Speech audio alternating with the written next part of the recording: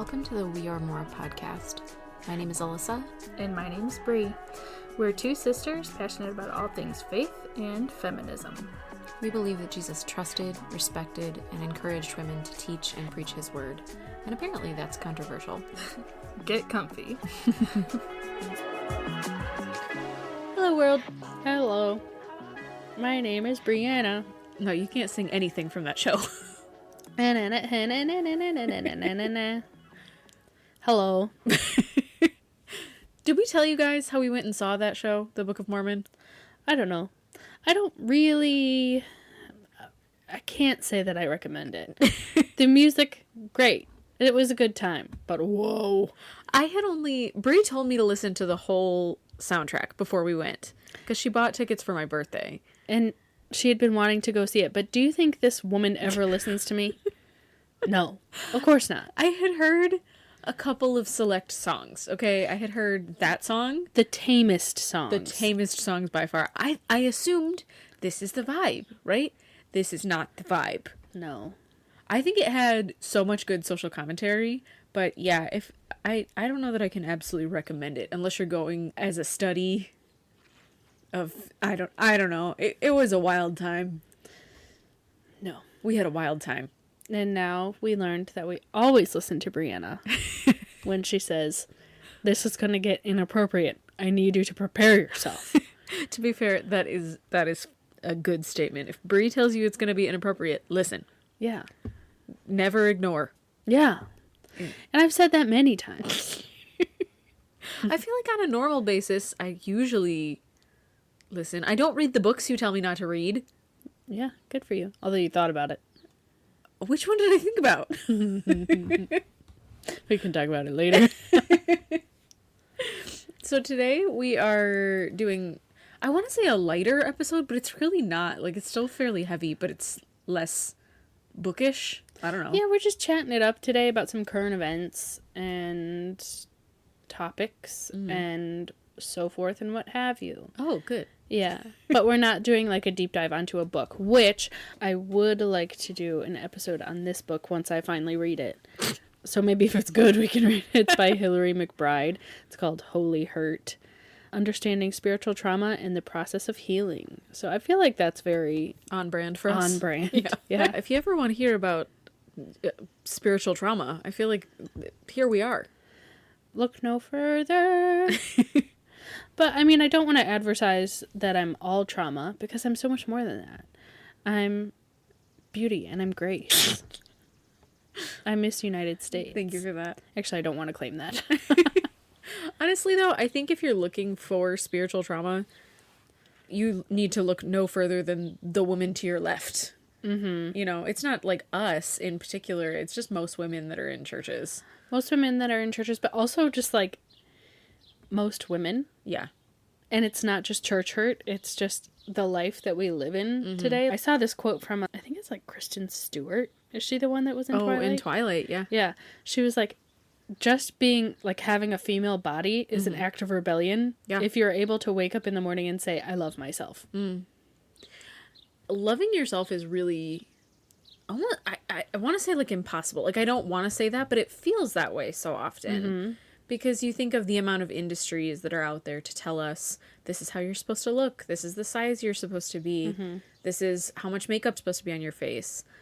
And then you get your religion wrapped up into it, because our religion is cultural, is based on the culture that you live in. The Christianity of today is not the same as Christianity of, you know, even the 30s. But because your religion is of your culture, you have to be a certain way. Women are constantly under so much pressure. Yeah. Well, you think about the weird standards that you have to hit, because I think of, like, makeup. Brie and I love some good makeup. We don't actually like to have to put it on. We're pretty lazy about it. But when we put it on, we go hard. Okay. We do. It's just how it is. But I've noticed that in church spaces, there's a line. You're supposed to have makeup on as a woman because you can't be ugly. But you can't have too... Like, I have winged eyeliner, I have more bold eyeshadow, I have whatever. You can't have that. That's too much.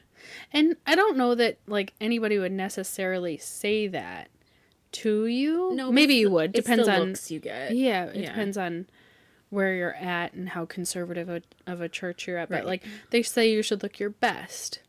But, like... But best to a certain degree. Yeah. And best depends on who you're talking to. Right? My best is different than, you know, your best. Or her best. Or their best. Right. Or the pastor's best. Which apparently usually is just throw on a dress shirt and barely comb your hair and show up. Or those young youth pastors, you know. The youth pastor look. Don a pair of very expensive sneakers. And a jean jacket. Maybe some skinny pants that are a little bit too tight. A jean jacket. There's such a vibe. You were talking about that. We have youth pastors in our family, and you said something to one of them, and you were like, it's the youth pastor vibe. And he just didn't know what to do with that. He was so confused. I've dressed like a youth pastor before. You know, sometimes it's a vibe. Yeah. Although we don't have super expensive shoes. No. How are they affording those shoes? I don't know. They're really expensive. I've seen memes online where people will take screenshots of, like, megachurch pastors, and they'll do a little arrow and be like, this cost this much, and this cost this much. And it is wild. I mean, I guess I'm not in the sneaker world, too, so I don't know how much those things are supposed to cost, but wow. Those sneaker people, man. They're a different level. Yeah, it's not I don't want to hear any more about anything that I ever buy from a sneaker person. From them specifically. Because you talk to a lot of sneaker people. That's your crowd. I love talking to sneaker people. They're her favorites. She seeks them out. I seek them out. I befriend them. Ah, yes. And I convert them. To non-sneaker wearing? Yeah, to Birkenstocks. Ah, right. The superior shoe. It is a great shoe. I just got my Birkenstocks out and I've been wearing them, and I forgot how wonderful they are. They just hug your feet so well. I've had the same pair of Birkenstocks forever. You have. And they, you know, they show. Yeah. They look like I've had them since I was, you know, in Bible times. Wow. But they're so comfortable and they hold up. It's really too bad that Jesus didn't have Birkenstocks. It probably would have made his life easier. Who said he didn't? Probably the makers of Birkenstock. Let's ask him. Where's the phone number? How old is your company? Mm-hmm. Should we look it up? No, I'm not going to do that. No. Today, we have done some decent research. Some decent research. Don't look at me like that. I read some articles. We sat up here for 30 seconds. Shut up. And said, all right, let's go. But we're going to talk about 3 different news pieces. Breeze are more on video. You were watching videos, right? There's an article, but yeah, I was, you know, I'm a scroller. Then I found something from the BBC, which is always a good time. I love the BBC. But there was not good British humor in it. It was more of a serious piece. Ew. So that's what we're going to talk about today. We've got 3 different ones to talk about. I feel like everybody and their brother, if you're on TikTok, or at least maybe it's my algorithm. I don't know. I think it's your algorithm. Has seen this. But there was a house meeting. This article says it was from 11 days ago. So maybe like a week and a half ago.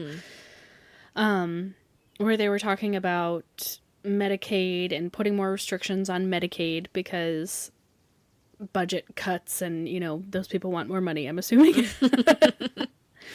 But there is a representative named Alexandra Ocasio-Cortez, and she represents New York. And she was kind of trying to talk about maybe putting more restrictions on Medicaid isn't a great idea, especially for women who just miscarried, women, etc. Women need more medical care as a rule. And with all the things going on with women and reproductive rights, there's been several cases where women have been bleeding out. Or there's a woman that died in the parking lot. Yeah. Just because they're not able to get the care that they need, or the doctors are scared to give them the care that they need because they don't want their medical license taken away, or they don't want any other action taken against them because that's their career too, but these are their lives. It's so tricky. So she was speaking, and there was a couple of Republican men who I think really just wanted her to stop talking at the end of the day, because they accused her of looking at the camera too much. They were like, please address us, the Republican Party. If you're going to be speaking to us, address us, not the camera. And she came back and said, pretty much, I am talking to the people because I represent the people. I work for them. And she looked right at the camera. I love that, the boldness of it. I love her. She's done several, if you follow her at all, she's very outspoken, but in a good way. She's very educated. She's possibly going to be one of the Democratic representatives nominees for presidency. I know a lot about government. Her biggest quote after she said, I am addressing the people. There's 13.7 billion people. Billion? That seems right. Million. 13.7 million Americans on the other side of that screen right there. Hello, I'm talking to you because I work for you, is what she said. And she said, like, there are districts that are even, like, Republican districts that have 25 to 40% of their people on Medicaid. So we should be talking about this more, and I will not yield to disrespectful men. There was a time in my life where I was on Medicaid when my husband and I first got married, because we just lived well below the poverty level. And sometimes you're there for a short time and sometimes you're there for a long time. The idea of having something as basic as medical rights taken away from you, and to have them so uncertain as they are right now, that's terrifying. And you're already living in such a vulnerable space. It's not like you have the funds to, well, if they cut this benefit, it's fine, I'll just pay for it. It'll be a little tough, but I'll pay for it. No, you go without. You don't go to the doctor. You don't get care to make sure that things aren't going wrong, like preemptive care, you know? You're just out. You're just stuck. And now, suddenly now we're going to live in a society where the wealthy get to live long lives and the poor just don't get that right. And that's wild to me in what's supposed to be a first world country. And it's wild to me that the Christian people aren't more concerned about this. Yeah. People not being cared for, no matter their income level, should be a priority for Christian people who are Christ followers. Right. Those are exactly the kind of people that he would reach out and say, yes, blessed are the poor. Blessed are the meek. Blessed are the, you know, I could go on, but I don't remember them. It's not the rich people. Let's go with that. No. We should be caring for each other, not worrying about our individual self so much and how much we can line our own pockets. How can I help a neighbor? And I think, men, this is a concern for you too. There are plenty of women, and the women in your life, this is affecting them. Right. And you need to listen to them. And women need to listen to each other too. For sure. It's so easy to not see. We've quoted this 7 million times, but Beth Moore's quote that we found in Your Jesus is Too American, where she said, where you sit determines what you see. I think I literally have quoted that like 20 times in the last week. But you may not see this because it might be relatively far out of your realm. You know, like when we went on Medicaid, it felt like a shameful thing because that's not a thing Christians do. You're supposed to be able to pull yourself up from your bootstraps, and just if you get another job or work an extra shift, everything should be fine, but it's not. Right. We don't live in that world where, especially like you think back to our parents' time. You could get a job over the summer and pay for college. Pay for your entire year of college. That is impossible now. No, you couldn't. Because the jobs that you're getting don't want to pay you that much. They'll pay you like, especially because you're a kid, you know, $16, $17, maybe $20 an hour. At the most. It doesn't matter. You can't pay for college that's $40,000 a year, and then you graduate. Getting all fired up. Can you see her sound waves are getting big? You graduate after going to school because that's what you're supposed to do as, you know, a good old American person. You're supposed to go to college and then everything will be fine. Nope, just kidding. Now you're $100,000 in debt. And after you graduate college, they don't want to pay you that much either. Right. And they say you don't deserve that much. Right. You need to start from the bottom to work your way up. So now you're still making $16 to $20 an hour and paying your student loans off that are $100,000. I'm upset. I don't want to be here anymore. We should move to France. I'll look into it. French listeners, can we stay with you? I should do a whole episode where I just rant on this topic. I'll leave. I'll just go out and you Okay. can just, whatever floats your boat. If Brie. you just want to see me angry, talk about college. Talk about college with me.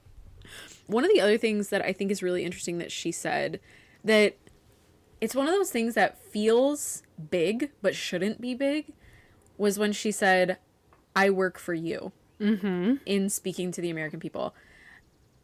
I don't know if this is like this. I know we've got a lot of international listeners. I don't know if this is like this where you are from, but here we vote in our representatives, and it seems like they then forget that we exist.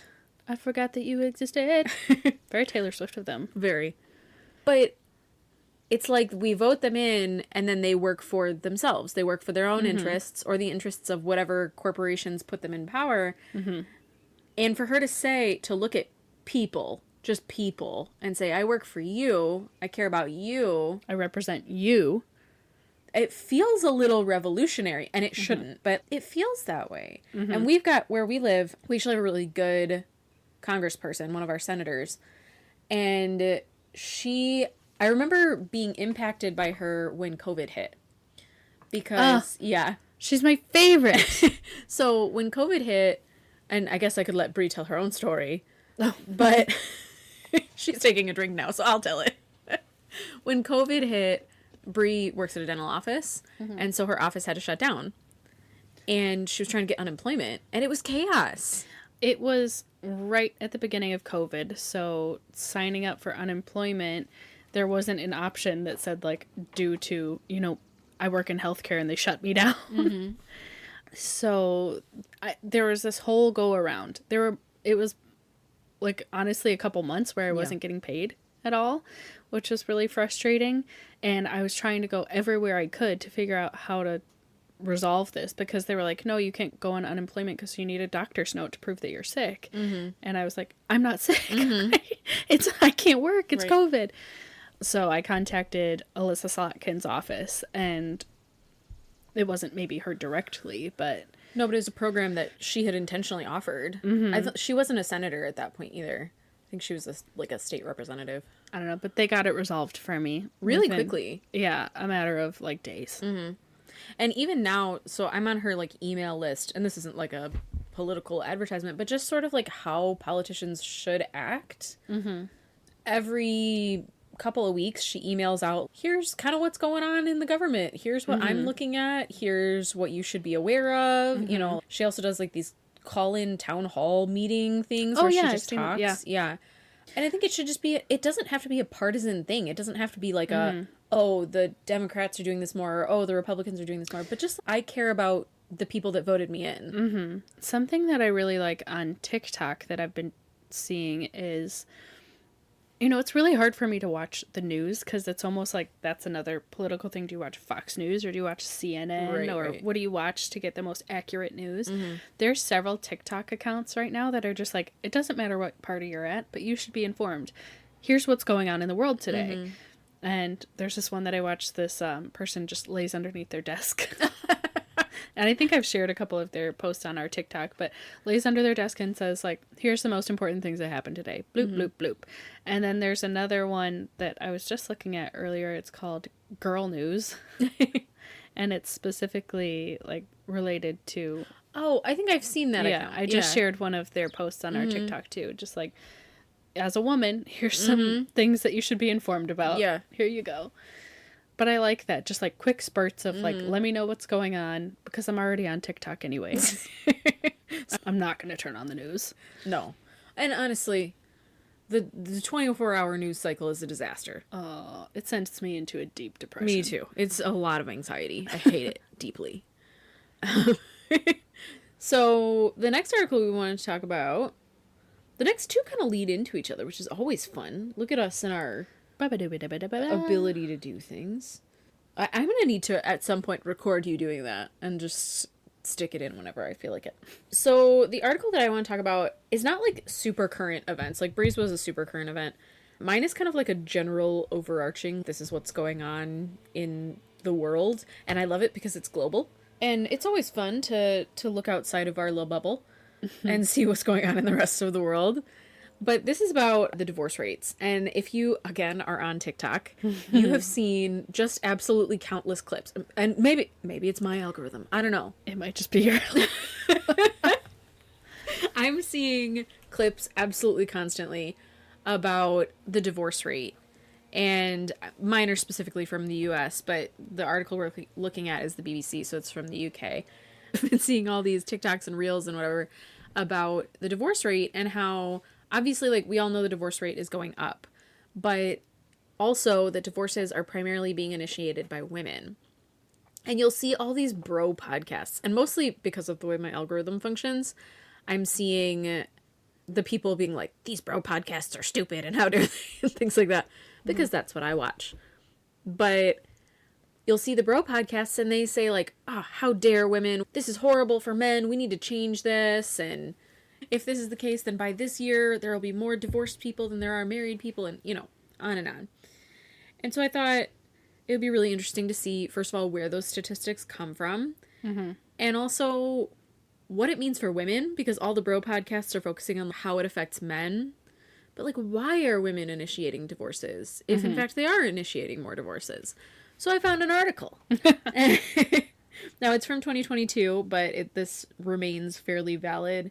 It says, in the U.S. specifically, where no-fault divorce is legal in all 50 states. So you don't have to say there's not, like, a criminal situation. You can just, both of you can file for divorce.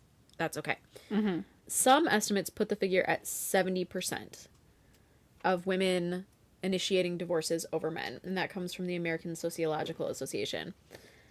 So up to 70% of divorces in the US are initiated by women. In the UK, it says ONS statistics show that women petitioned for 62% of divorces in England and Wales in 2019. So that's quite significant. That's not like 55% are initiated by women. No, that's a big number. Quite the majority. Yeah. So then, why? The article goes through quite a few different reasons, but the big one is that women are saying that their partners aren't meeting their emotional needs. Now, that's a big umbrella, and we can break it down a little bit more, but their emotional needs aren't being met. This isn't primarily physically abusive situations. That's not that it's not represented there for sure. Yeah. But that's not what we're mostly talking about. What we're mostly talking about is emotional needs not being met. And women being able to say, you know what? I'm worth more. I'm worth more than treating you like a child. I'm worth more than you treating me like I'm not important. Yeah, like I didn't sign up to be someone else's mom. I need a partner, and I love that people are starting to call their spouses partners now, because that's truly what it's supposed to be. It's not supposed to be another child that I have to look after or make sure that they brush their teeth. Right. They're a full adult person that I partnered with to get through life. And if like school projects, group projects, generally they suck. One person's not holding up. If you're with someone that sucks, cut them out. Like, it's funny, but yeah, and that's clearly what's going on here too. Women are finding value in themselves and stepping away from relationships that don't give them that level of value. And I think we forget, like, my friend says this, Yodo, you only die once. But, like, you have one life. Yep. Do you want to live your entire life miserable? Do you think that's what the God of creation wanted for you? To be miserable? I think he'd so much rather you be happy and thriving and following God than strapped down with a worthless partner. Well, Sheila, who we follow on Facebook, Sheila Ray Gregoire, she posted something, and this was quite a long time ago, but this is kind of her general message. And she said, God cares more about you than about your marriage. I love that quote so much. I wish people would really internalize that one, because I mean, in the Christian circles, you so often hear, like, divorce is evil, God hates divorce, blah, blah, blah, which is not at all what the Bible says, but you hear it all the time. And so women get stuck in these marriages because not only, as we'll talk about it, there's a lack of financial independence, but there's also this spiritual aspect of, like, well, you're going to hell. Right. You're literally Or you're gonna gambling with your eternity. We're going to be definitely judged. Yeah. And so you wind up with a God who cares more about your marriage, about not you having a good marriage, not you having a safe marriage, but just the institution of marriage, that piece of paper that you signed. More about that than you. And that's not very loving. Or a God I want to follow. Like, that God is not my God. I don't know. If it's your God, I think you need to do some reevaluating. Because that's not the one that the Bible talks about. If he knows the amount of hairs on your head, he cares more about you than a piece of paper.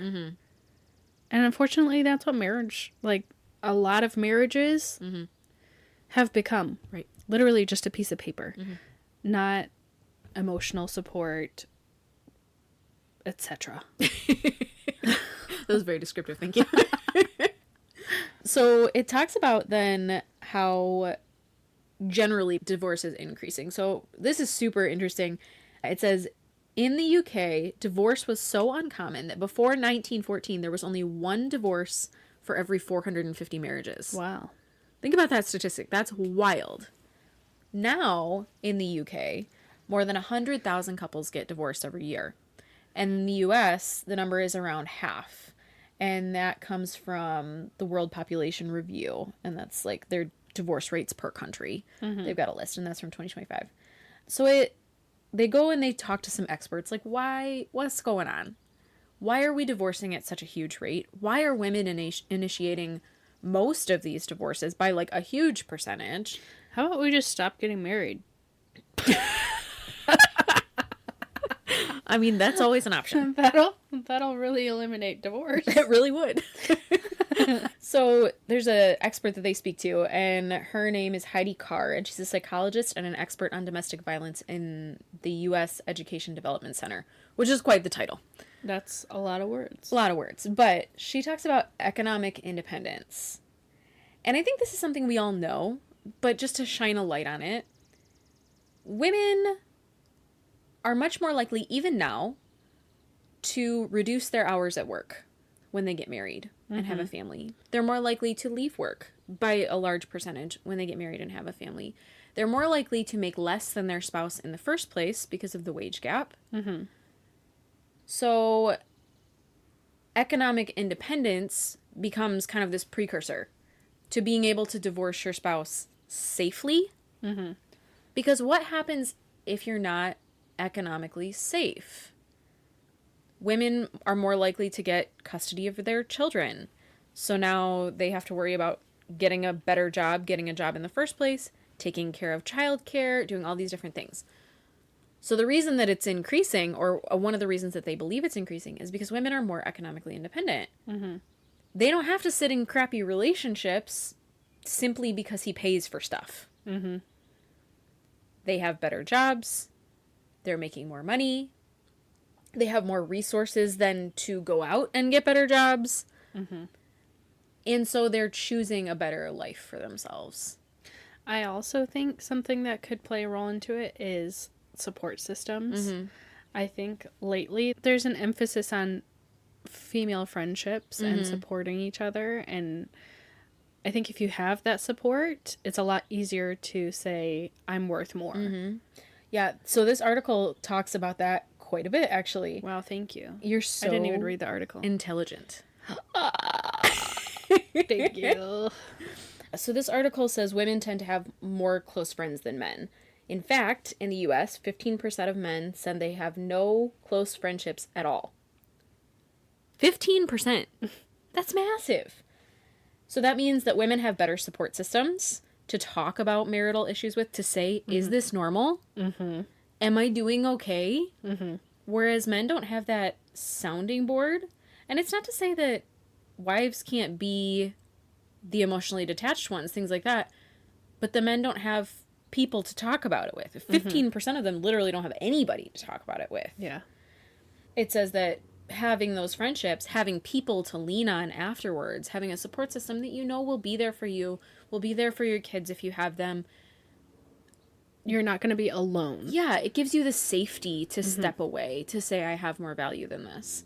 It also interestingly says that research suggests that if a close friend gets divorced, people's own chances of divorcing rises by 75%. Whoa. Isn't that wild? Whoa. That comes from the source they cite is The Guardian. But I don't know exactly why. They don't give like a why. But I wonder if maybe it's that one person is opening up a lot. And so the other people feel that they can open up a lot. It opens that safe space. Yeah. For you to then say, you know what, I'm not happy either.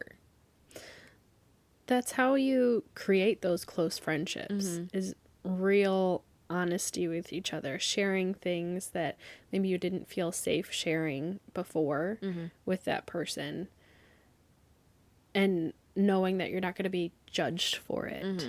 You're going to be supported through it. I feel like so often when this topic comes up, it always leans negative. It's like, oh, well, if people are getting divorced 75% more because a friend gets divorced, it must be because they're egging each other on. It's because they're just complaining all the time. It's because whatever. But I think there's a less nefarious reason for it. Or how about you wouldn't have to complain so much if people were just stepping up to the plate. If we expected more of our partners and saying, hey, I deserve more, treat me better, and those people did step up to the plate, there would be less reason to complain and then want to get divorced. Now, this article also does talk about the fact that initially men are way less emotionally stable after a divorce than women are. Like, they do a lot worse right away. Over the years, they say it kind of evens out to where, like, men are just as okay as women are, you know, after a time. But initially, men really struggle a lot more than women do. And you have to ask a lot of questions of why that is. Is it the lack of their singular emotional support system? Is it the lack of someone to do the laundry? Literally someone to care for their basic needs. Like, because they can't do that. Yeah. Or they haven't been expected to do that. It says that 27% of women say that they regret getting a divorce, but 39% of men would say that they regret their divorce. That's, again, a very significant percentage. You're not talking about a small amount there. I saw a TikTok the other day that was this woman talking about, she had just recently gone through a divorce, and her ex was talking to her and being like, I'm just really upset with you that you're not upset. He's like, why aren't you doing worse? Like, I'm not doing well right now. How come you seem like you're doing so well? And she's like, I am doing well. I'm doing so much better than when I was with you. Constantly being emotionally manipulated and feeling bad about myself. I'm doing great now because I've cut that part out of my life. Another one of the things that this article talks about is education level. And this is going to lead us into our next couple of things that I want to talk about. But it says that across the globe, women with a higher level of education are more likely to initiate divorce than those without high level of education. Which, again, has several interesting things being said there. But primarily this goes into the economic statement that we had before, where women that have a higher education have the potential to make more money. Not always the case, a terrible standard, but true oftentimes. That women with a higher education may be able to better support themselves financially. And so they're more likely to initiate divorce than those who don't have that same privilege. And that leads me into a really interesting article. We'll get to Harvard in a second, but this one is super interesting. So I heard this a while ago. This is pretty recent. This was in January. If you're not from the US, obviously you probably do know that there's just a lot of political turmoil at the moment. But one of the places that there has been a lot of political turmoil is Florida. Florida has a very conservative governor, and he has been appointing a lot of people to a lot of places. Have you seen the TikToker who's like, Florida Man Friday? No. she makes a little song about news from Florida, and it's just crazy stuff. Florida news is wild. It's insane. But this one in particular, so the governor of Florida has been kind of like stacking different boards. So he appointed a man who's a political scientist who is all for like traditional American values. And I'm saying that with finger quotes, but you can't see them because this is a podcast. But the governor appointed this man. His name is Scott Yenner.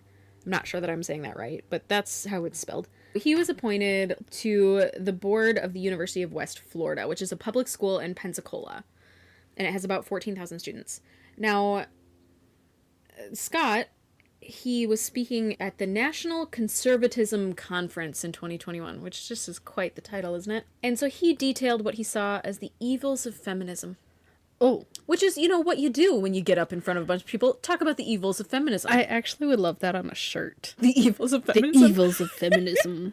And then just have my face and your face on it. I mean, that would probably be applicable.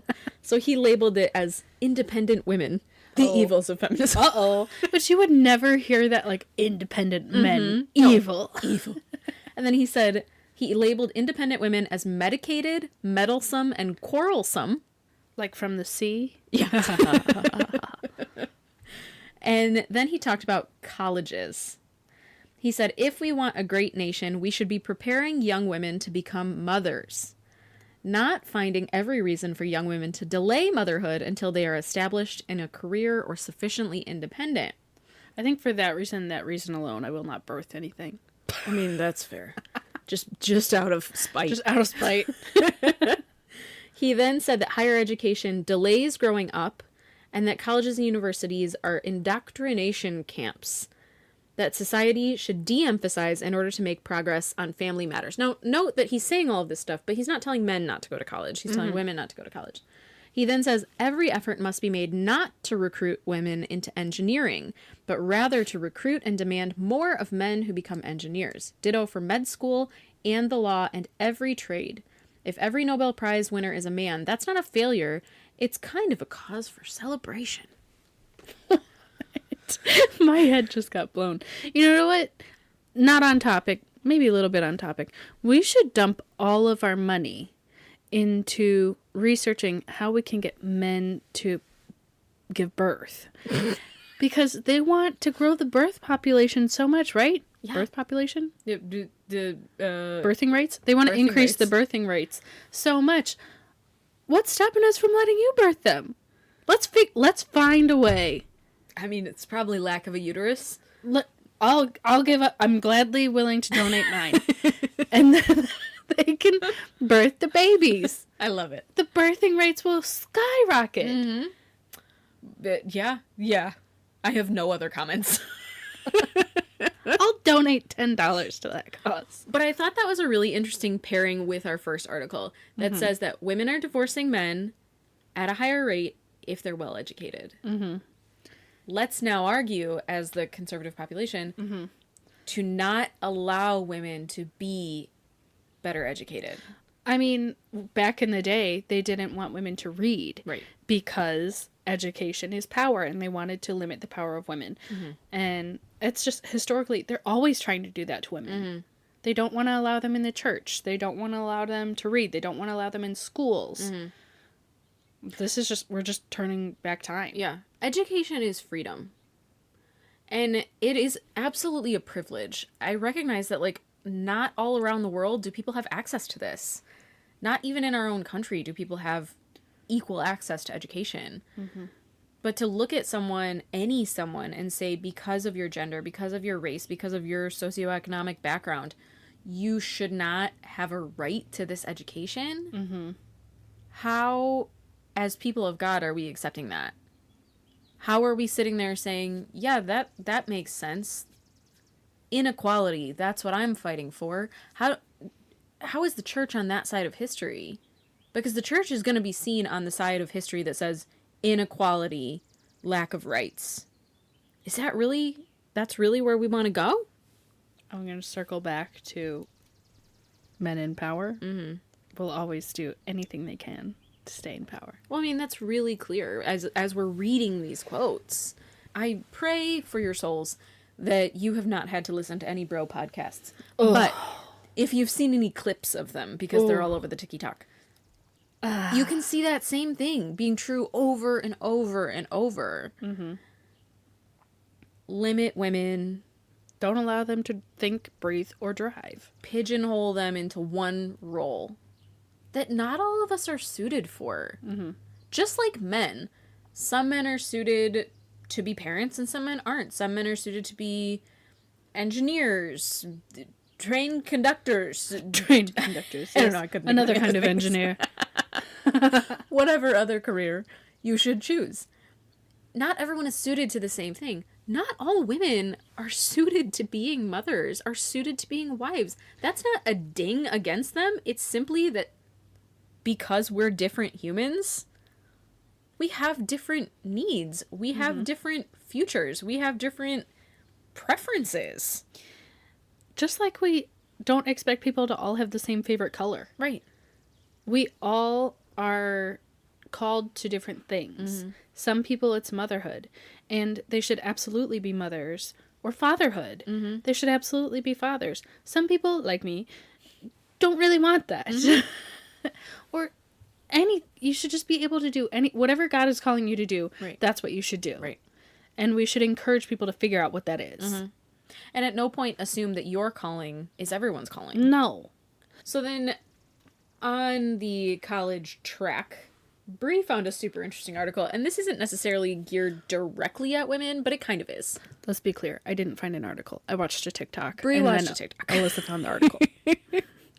Hey, but we both know about it now. Yes. So hooray for us. Huzzah. This one is a little bit more US specific, but important to know because it actually does have a lot of international impact. And I was not aware of this until you talked about it. Well, you're welcome. That's the power of TikTok, baby. It's hard to stay up to date on all of the utterly wild crap going on in our world right now. Yeah. So this one in particular, again, has to do with college, specifically with Harvard. And actually it's 10 universities, but Harvard is kind of the big name. So apparently our president has been clashing with Harvard. Let's back it up. Our president has been clashing with everyone. Everyone. In this case, it's Harvard specifically. In this case, it's Harvard. And specifically, and this is just utterly wild to me, but specifically, what the federal government attempted to do was to tell Harvard and 10 other universities that they could not accept foreign students. Not sure why, but that's what they said. So our president put on, I can't say tweeted because it's this weird, like, it's called Social Truth. It's like a alternative social media for people that just want to listen to him talk, I think. Is it because he's mad at Twitter? No, Or X? Twitter kicked him off, but then I think he got let back on. I don't know. It's a whole different platform. But anyway, so he put on there, he claimed that almost 31% of students studying at Harvard are from foreign countries, some of which are not on friendly terms with the U.S., and then said that the university administration was not open with details about those students, despite the administration repeatedly requesting information. Now, first of all, as a student, I know that I had to sign a paper even to let my mom see information about my education. Well, that's... Once I was in college. It's not just for school. Like, for health concern, like for medical stuff. Once your kid turns 18, they have to sign like a HIPAA release document saying like, yes, you can share XYZ details with whoever you want. So the fact that the government is like, no, we should be given full information about these students is a little wild to me, particularly because the government is the one that, said they could come and study at this university. The university accepted them as students, but the government let them in the country in the first place. And also this 31% is not verified anywhere. Like Harvard is not saying that that's accurate. This is just a statistics that's, I don't know where it came from. There's no resource at all for it. They also wanted, the federal government told the students at these universities, the foreign students, that they would need to find other universities to study at. Which, like, let's back it up a second. We're scared of them being in the country because they're from countries that are apparently not friendly with ours, which, we've decided to make enemies of everyone, so. But they can stay here, they just can't study at the very prestigious university that they're accepted to. So they're not actually threats. You're not actually scared of them in any way. You just don't want them here. Why? Why? That doesn't make any sense. So these poor students had to have been terrified. They're in a foreign country, probably without the support system that they would normally have wherever they call home. Mm-hmm. And now they're about to be displaced. Where are they going to go? Mm-hmm. Is another university going to accept them mid-year? Like, there's no way to know. So anyway, a federal judge blocked this a day later. So but there was still a full day where these students were told this was what was going to happen. Mm-hmm. So Harvard, because my understanding is that the case is still ongoing, it's just currently paused, yeah, like blocked. So Harvard, in response, they actually have a lot of free courses online. So if you ever are interested in that, there was like tons of pages of free courses when I looked this up. I think that's so cool. It is so cool. Harvard is probably not the only place doing that. So if you're interested in taking classes and you have some extra time, look that up. Yeah. There was one I saw and it was like how to argue for a better wage. Like how to go to your boss and argue for a better wage. So huge, amazing resources to democratize education. And it's not, I mean, you're not going to get college credit for it, in my understanding. But you still get the knowledge. Yeah, you have the education. And you could put on your resume, hey, I took this course from Harvard. Yeah, I definitely would. But they put out several courses in response specifically to this. And I wanted to read the title of one of them because I think it's hilarious. And it's American Government, Constitutional Foundations. Learn why America's promise of liberty and equality has yet to be fully realized. And I just find that very sassy and very funny. I know. They're like, the TikTok that I saw was like, this is Harvard's response to President Trump. And the 3 classes were like that one, understanding the Constitution, and understanding when you're about to go into a dictatorship. It's just so good. I'm here for all the sass. Mm-hmm. I love the attitude. It makes me happy. I think the message from all of these things is that when the world doesn't work for you, when the world is unreasonable and crazy, get crazier. Change it. Mm-hmm. Do something to change your world. Be a little bit radical. Mm-hmm.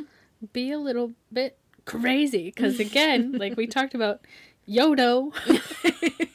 You only die once. Why not? And you only live once. I know that's like a silly saying, YOLO. But you really do only have one life. And you have to make the most of it. You can't let the world control you. Mm-hmm. You control the world. I've been talking to my husband a lot about this lately because I think I try very hard to cultivate an image of myself that says I will live life the way that I want to live life. Look at you. I know. I think that's pretty clear. But, and I've been talking to him a lot about this, while I try to show that to everyone else in the world, that doesn't mean that I'm not living life scared of those same decisions. Mm-hmm. Like, I just recently got a tattoo, and while I love it, and I got it because I wanted it, and because I get to make my own life choices, it still scares me to go out into society that may not accept me the same, that may interact with me differently because of that choice. So when we read through these things and we talk about the women in these situations, they're not living this way because they're not scared. Where did that quote come from? Do it scared. Yeah. I was always also told, get comfortable being uncomfortable. Mm-hmm. Because the second that you're comfortable, things should be changing, or things will change. Yeah. So you have to be able to adapt and keep pushing through whatever life throws at you, because life is long and it sucks. And then you die. And then you die. We're so inspirational. I know. You just have to live a little. There's a quote. Laugh. Oh my gosh. A little. And let your poor heart break a little. You want me to go on? I would love if you didn't. Okay. Audience, vote on it. There's a quote that like plays with that too, and it's something along the lines of like, bravery isn't not being afraid, it's doing it even though you're afraid, or even when you're afraid. So live life a little bit scared sometimes. Well, I think even with this podcast, I definitely know that there are people in our lives that don't agree with us. Or maybe they think, wow, those girls are really outspoken, they should stop. Or they need to stop spending money on Starbucks. You know, many things have been said about us. But you just have to care less about what other people think about you and just really care about, like, are you happy and satisfied, and do you feel like you're getting everything out of life that you can? And if you can find the support system that walks with you through those things, I think that's the biggest part. Outrageous confidence. Outrageous building each other up. I don't care what you do, as long as you're doing it boldly. I told Mom the other day, Brie could literally murder someone, and I won't question it. I'm fully on her side at all moments. Which is maybe not the best message, but it is where we are. Maybe not the best message, but, like, find people in your life that have that level of boldness with you, have that level of confidence with you, who just are on your side, because that does make life way easier. It makes getting divorced way easier. And on that note... Oh, I want to do an episode on the idea of being a provider. I saw a TikTok that was doing, like, a dive into the word provider. And we really, especially in the Christian community, harp on, like, the husband should be the provider. The husband should be the provider. But what does provider really mean? Does it mean just financial? Just money? Because you have to then do something with that money. Right. You can't eat dollar bills. I mean, you can. But I don't think it tastes very good. You have to use that money to then, like, purchase food or grow food, however you want to do that. I'm not growing anything. Make the meals, emotional support, like, all of what goes into being a provider. And we don't give that credit to women when they are, like, just as much, if not more, of providers for themselves and their family. Actually, that first article that I talked about with the divorce rate for women, the UK fairly recently put, like, homemaking skills. I mean, we laugh at those, like, homemaking skills, like the books that girls got when they were, you know, young, how to care for their household. But, like, legitimately, everybody could use that. Everyone should know that stuff. Everybody should know how to do their laundry and boil an egg. It's just something that, as a human, it's just life skills. Yeah. Well, this says that a big turning point for women initiating divorce in the UK specifically was in 1996. So very recently, guys. That's when my brother was born. Hey, Brandon. And that's when being a homemaker was recognized as a contribution to the marriage. So prior to that, whichever spouse was making less money, which overwhelmingly in 1996 would have been the wife, they would have been entitled to less of the overall assets in the marriage. So this is, again, the UK, but they would have been entitled to significantly less money. So they would have been left in a really bad place financially. So once homemaker in 1996 was considered a contributing part to the marriage, now suddenly women were more entitled, or whoever the stay-at-home spouse was, were more entitled to the overall amount of money, the pool of money when the divorce hit. So yeah, valuing what the stay-at-home spouse or what the more caregiver spouse brings to the table, whether that's legally or in the Christian community. Yeah, I was gonna get into it a little bit more, but we can get into it we'll get into it next week. Well, I hope everybody, we're recording this on Memorial Day right now, so thank you for your service out there in the world. Whatever country you're from. Whatever country you're from, how you contribute to your country, thank you for your service. And enjoy the sunshine. If it's sunny wherever you are. Enjoy the moonshine.